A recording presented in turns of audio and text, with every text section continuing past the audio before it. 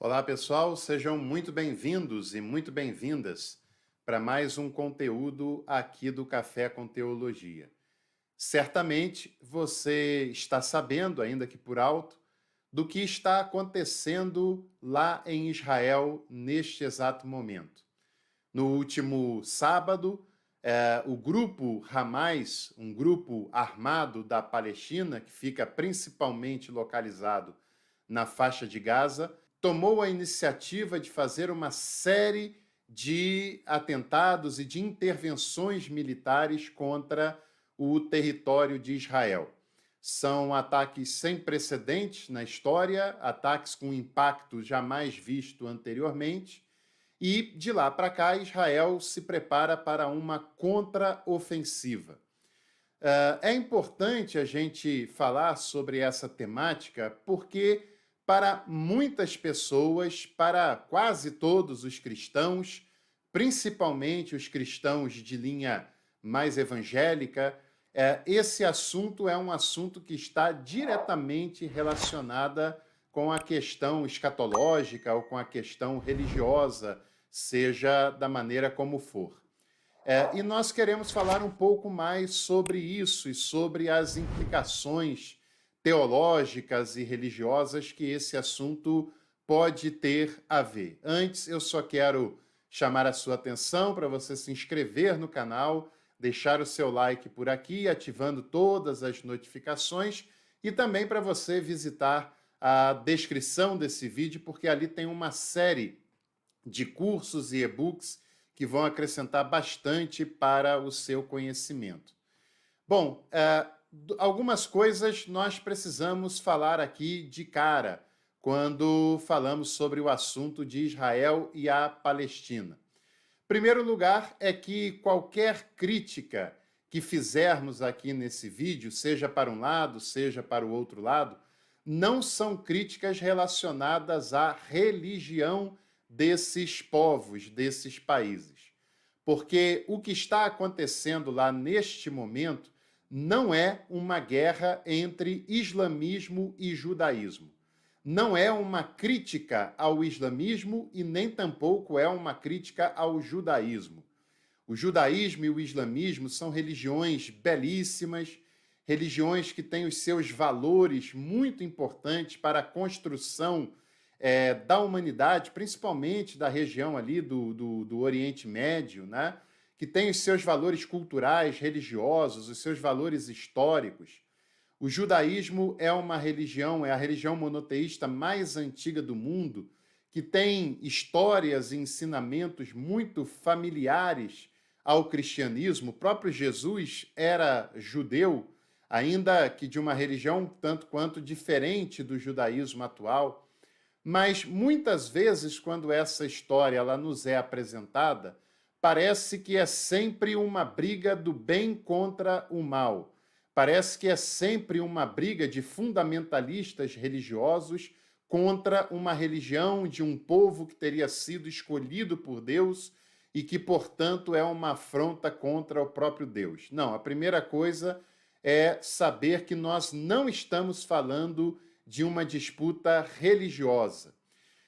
Israel é um país que a maioria da sua população confessa a fé judaica, mas nem todo israelense é judeu, nem todo judeu é israelense. Assim como a autoridade palestina, o povo da autoridade palestina, majoritariamente pratica o islamismo, mas nem todo muçulmano é palestino e nem todo palestino é muçulmano. Então, essa é uma separação que precisa ficar clara. Os confrontos que estão acontecendo neste momento lá na Palestina, lá em Israel, é um confronto político-militar, não é um confronto religioso, como muitas pessoas tentam emplacar na mídia tradicional, na mídia religiosa aqui no Brasil, e eu já vou explicar o porquê dessa confusão daqui a pouco. Também é importante que a gente diga que o atual Estado de Israel, ele não é uma continuação do Israel que está presente lá no texto bíblico, principalmente no texto do Velho Testamento, do Antigo Testamento, como queiram. E um outro detalhe, que não é um detalhe, é um dado muito importante, é que mesmo quando nós voltamos no tempo, quando nós vamos lá para a época daquela região ali chamada de Canaã, chamada de Palestina, chamada de Israel, né? Dependendo das leituras que se tem, dependendo dos momentos históricos que nós estamos falando, mesmo naquela época lá do Antigo Testamento, é preciso falar que nunca houve um único estado, entre aspas, naquela região, naquele território. Que nunca houve um único governo presente, um único país presente naquele território.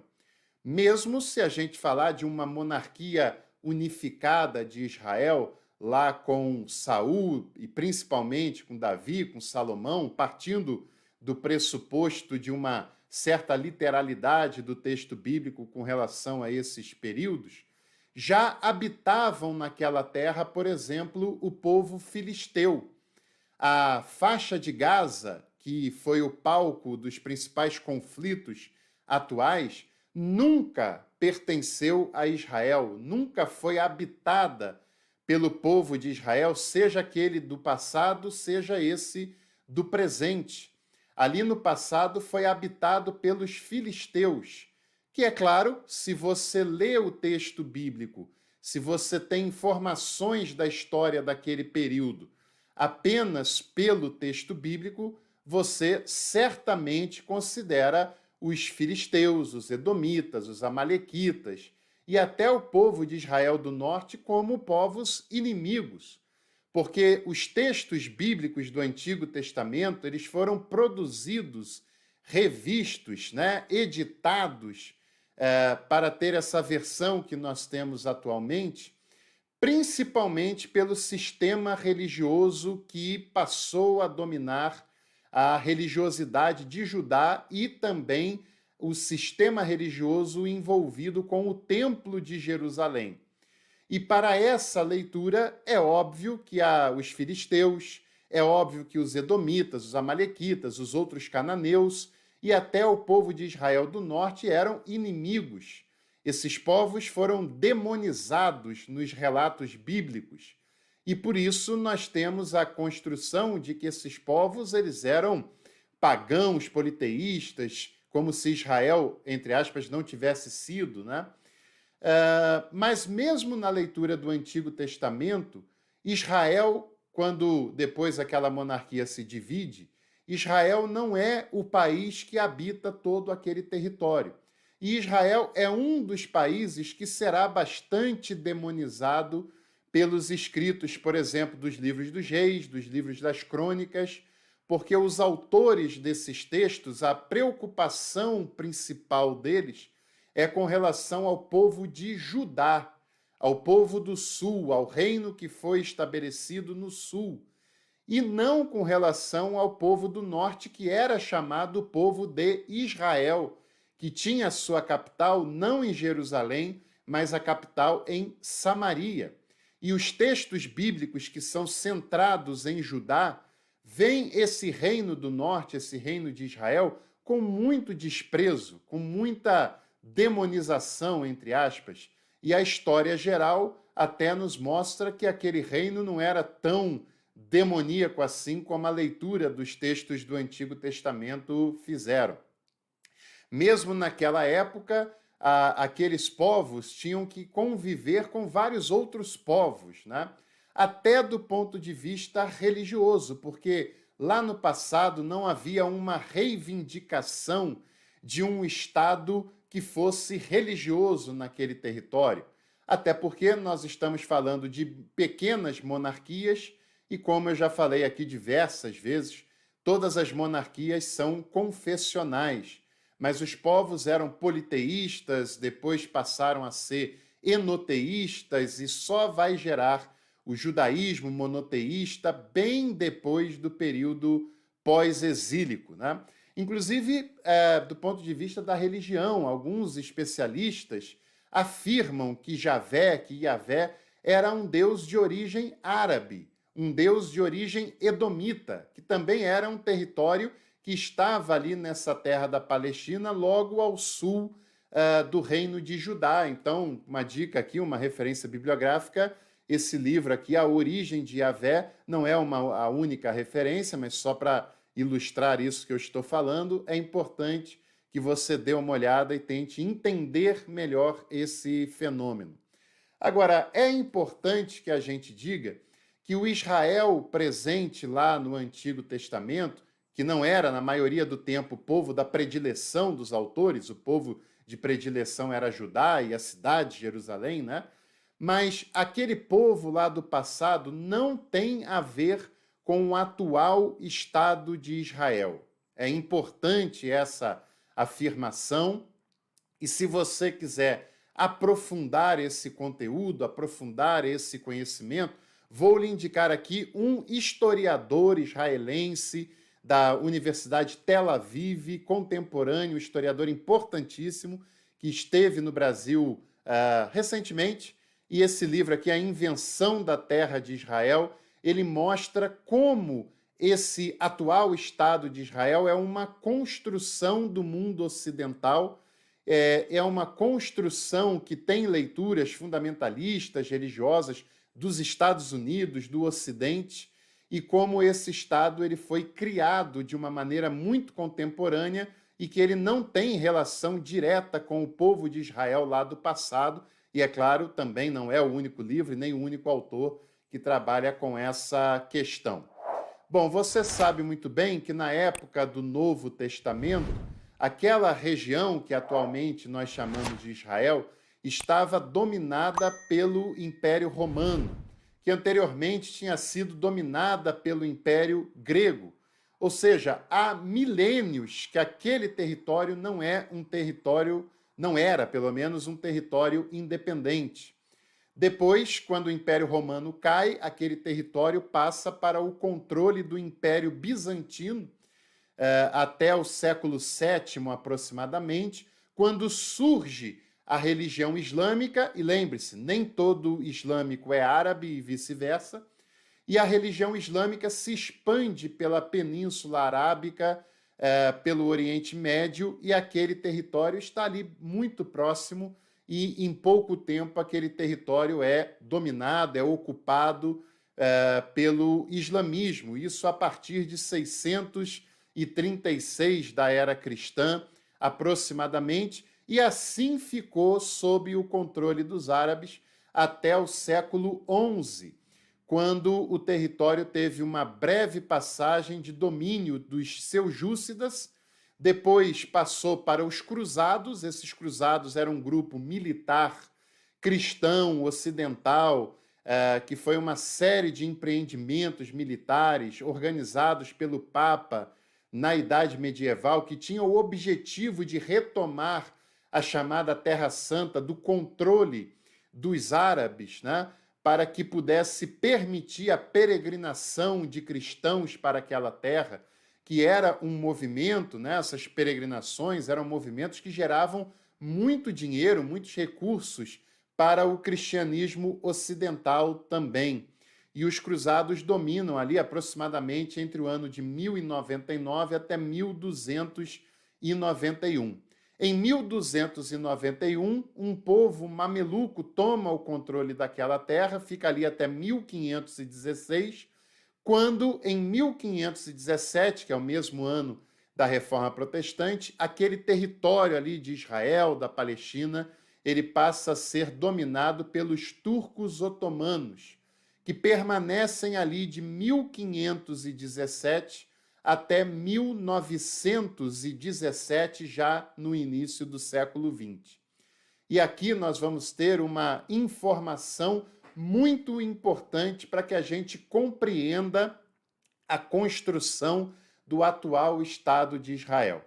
Esse Estado de Israel, que tem nesse território atualmente, ele começa a ser idealizado no final do século XIX pelo movimento sionista, um movimento de judeus ortodoxos liderados por um homem chamado Theodor Herzl, e que no final do século XIX faz um congresso sionista que começa a reivindicar a criação de um Estado para que os judeus de religião judaica possam habitar nesse Estado.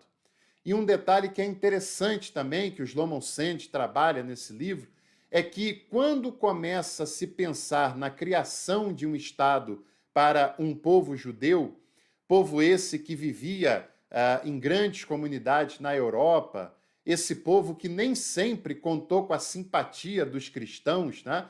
Na Idade Medieval eles foram perseguidos, existem frases de Martinho Lutero que são consideradas antissemitas, né? Nas suas obras, nos seus textos, e que passa a haver uma aproximação com esse judaísmo enquanto religião a partir do final do século XIX, principalmente no século XX, quando há uma aproximação do mundo ocidental e de uma leitura mais fundamentalista do cristianismo que vai se aproximando com essa religiosidade judaica. É claro, qualquer manifestação de antissemitismo ou qualquer manifestação contrária a qualquer que seja o povo, a qualquer que seja a religião, é um equívoco, é uma excrescência que não pode acontecer jamais, porque as religiões elas precisam ter o respeito mesmo de quem não é adepto delas, e os povos, as suas etnias também devem ser respeitadas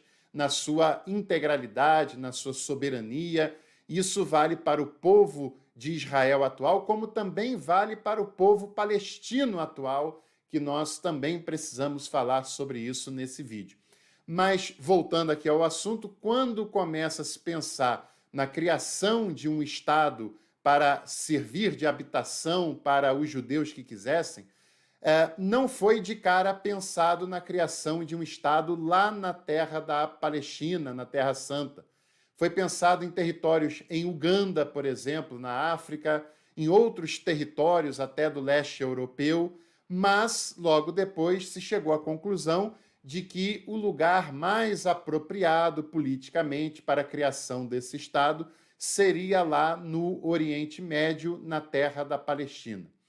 Esse atual Estado de Israel, ele é uma criação do movimento sionista, ele é uma reivindicação do movimento sionista que é amplamente apoiado e patrocinado pelo mundo ocidental, principalmente pelas potências ocidentais daquela época, os Estados Unidos e a Inglaterra, o Reino Unido, que chegou a criar um protetorado na Palestina a partir de 1917, que tinha como missão preparar a terra para a criação de um Estado judeu naquele lugar, né?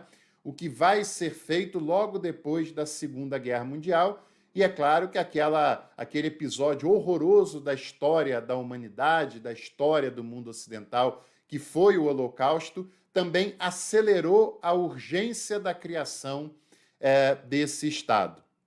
Acontece que muitas pessoas pensam: Israel é um país pequeno, Israel é um país próspero, isso é um sinal de que Deus abençoa aquele território. Não é bem assim. Aquele território criou-se ali um Estado de Israel desenvolvido, que tem as suas qualidades, que tem os seus pontos a ser admirados, a ser observados também, mas também tem muitos pontos a ser criticado, como a rejeição que esse atual Estado de Israel faz com relação aos direitos humanos dos povos da Palestina, tanto na faixa de Gaza quanto na Cisjordânia. E esse Estado de Israel, ele é próspero, ele é rico, ele é tecnológico, porque ele, desde a sua criação, contou com o financiamento, com o apoio financeiro e militar das grandes potências do mundo ocidental, como os Estados Unidos, o Reino Unido e outras nações europeias. E hoje mesmo, os Estados Unidos, a Inglaterra, já declararam que não vai faltar apoio, seja financeiro, seja militar, para Israel se defender dos ataques que sofreu do Hamas no último final de semana. Mas veja, mesmo o atual Estado de Israel tem um poderio militar, um poderio econômico infinitamente maior do que a faixa de Gaza, infinitamente maior do que a autoridade palestina, mesmo considerando nessa somatória a Cisjordânia. E Israel, por si só, teria capacidade bélica de produzir um massacre na faixa de Gaza. Você imagina isso amplificado pelo apoio que ele pode receber dos Estados Unidos, da Inglaterra e de outras nações do mundo ocidental. A faixa de Gaza é um território muito pequeno, é um território exprimido por Israel, né? Tem apenas fronteira com o Egito, que depois de acordos de paz com Israel prometeu não se envolver com essa questão. A única saída é pelo mar, e mesmo pelo mar é uma saída bastante controlada por Israel. A criação do Estado de Israel atual saiu a resolução na ONU em 1947, com o voto de Minerva de um diplomata brasileiro gaúcho chamado Osvaldo Aranha, porque já naquele período essa era uma discussão bastante polêmica e que dividia opiniões. O Osvaldo Aranha foi um brilhante diplomata brasileiro, alguém que impediu o Brasil de Getúlio Vargas de se alinhar com o nazismo na Segunda Guerra Mundial, e foi graças a ele, ao seu voto, aos seus esforços, que foi dada a resolução da ONU para a criação de um Estado de Israel na Palestina. E essa criação foi executada em maio de 1948, com a independência do Estado de Israel e a migração de vários judeus de vários lugares do mundo para habitar nesse país recém-fundado, que logo é atacado, e aí, claro, foi desproporcional a força contra aquele recém-criado Estado de Israel, né? Primeiro por Egito e pela Síria, depois, na década de 70, na guerra do Yom Kippur. Foi um Estado que teve que se defender, foi um Estado que teve que se militarizar, que precisou, desde o início, se proteger desses ataques, mas a cada movimentação de Israel, o território da Palestina era encurtado e o território da Palestina era espremido nas extremidades. O atual território da autoridade palestina é a faixa de Gaza, de um lado, e a Cisjordânia, de outro lado, e esses dois territórios não têm conexão por terra, eles não são conectados, são isolados. E o atual Estado de Israel tenta sempre espremer o povo da Palestina na faixa de Gaza e mesmo na Cisjordânia, dentro dos territórios que seriam da autoridade palestina, o Estado de Israel tenta sempre criar assentamentos judaicos para espremer cada vez mais o povo da Palestina naquele território. O povo da Palestina tem sido espremido, tem sido negados seus direitos humanos nos sentidos mais básicos. Para esse território de Israel, que tem maioria judaica, mas, como eu disse, nem todo israelense é judeu, a capital financeira, administrativa, política é a cidade de Tel Aviv, mas religiosamente se reivindica que Jerusalém é a capital eterna e indivisível daquele povo, daquele Estado de Israel. Por outro lado, a autoridade palestina reivindica que a capital do seu território seja a parte oriental de Jerusalém, e aí, é claro, cria-se um conflito diplomático em relação a essa causa, porque nenhum dos dois povos abre mão dali. Então, como eu tenho mostrado para você, historicamente, esses territórios sempre foram habitados por diversos povos e, recentemente, há a presença de judeus, de árabes, de israelenses, de palestinos nesses territórios já historicamente. E a solução a ser pensada, desde a resolução da ONU, era a criação de dois, não apenas um, mas de dois estados soberanos na Palestina. Um estado de Israel, um estado de maioria judaica, e um outro estado igualmente soberano, igualmente independente, de maioria árabe e de maioria, um estado árabe de maioria muçulmana. Só que, como eu disse, em cada movimento militar, Israel expande o seu território e confina o povo da Palestina nos pequenos territórios que diminuem desde a resolução da ONU até o momento atual, cada vez mais, e as desigualdades são imensas naquele território. É claro que o melhor em todos os níveis é sempre uma resolução diplomática, é sempre o caminho da paz. É claro que as populações civis, tanto de Israel quanto da Palestina, não têm diretamente nada a ver com esses conflitos e toda morte de civil deve ser lamentada, deve ser criticada, mas só pode haver paz se houver justiça. E o que há de mais justo a se fazer nesses territórios é o reconhecimento de um Estado de Israel livre e soberano e de um Estado da Palestina igualmente livre e igualmente soberano, com os direitos humanos de ambos os povos sendo respeitados. Do ponto de vista da religiosidade, Israel atual, o Estado de Israel atual, não tem ligação, não é continuação do Israel do Antigo Testamento. Não é relógio de Deus para as nações. Essa é uma leitura escatológica, fundamentalista, importada dos Estados Unidos e que teve muita adesão em solo brasileiro, principalmente nas igrejas evangélicas. O judaísmo, sim, é uma religião espetacular que deve ser respeitada, assim como o islamismo também é uma religião espetacular que deve ser respeitada e que não pode ser generalizada pelos rompantes fundamentalistas que são minoritários. E é claro que nós, como cristãos e cristãs, devemos orar, mas não orar apenas por Israel, mas orar também pela Palestina. Não orar apenas pela paz em Jerusalém, até porque Jerusalém nem foi afetada diretamente nos atuais conflitos, nos atuais atentados. Foi muito mais ali na região sul do país, na região mais próxima da faixa de Gaza. E convenhamos, a grande maioria dos evangélicos só oram pela paz de Jerusalém porque acreditam na literalidade do texto bíblico e acham que vão prosperar financeiramente orando por Jerusalém. Aí não é uma questão de amor pelos povos, é uma questão de interesse baseada numa compreensão literal de que vai haver prosperidade financeira para quem ora pela paz de Jerusalém. Convenhamos e falemos a verdade, né? Só pode esse conflito atual não é um conflito religioso e nem tampouco escatológico. É um conflito político.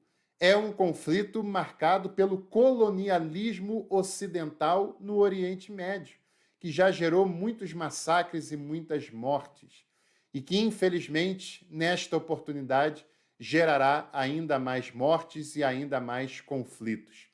Que haja paz naquele território, que haja respeito pelas religiões, que haja respeito pelos povos e pelos direitos humanos para ambos os povos, tanto para a população do Estado de Israel, seja essa população judia, cristã ou muçulmana, seja também pela população da autoridade da Palestina e o reconhecimento de um Estado palestino e da sua soberania e do respeito aos povos que habitam nesses territórios, sejam eles muçulmanos, judeus ou cristãos. Se você gostou desse vídeo, se ele ajuda a entender um pouco melhor essas relações e a relação com a teologia, com o texto bíblico, deixe o seu like nesse vídeo e compartilhe nos seus contatos também. E hoje, ao longo do dia e durante a semana, mais conteúdos teremos por aqui. Um abraço, te espero lá.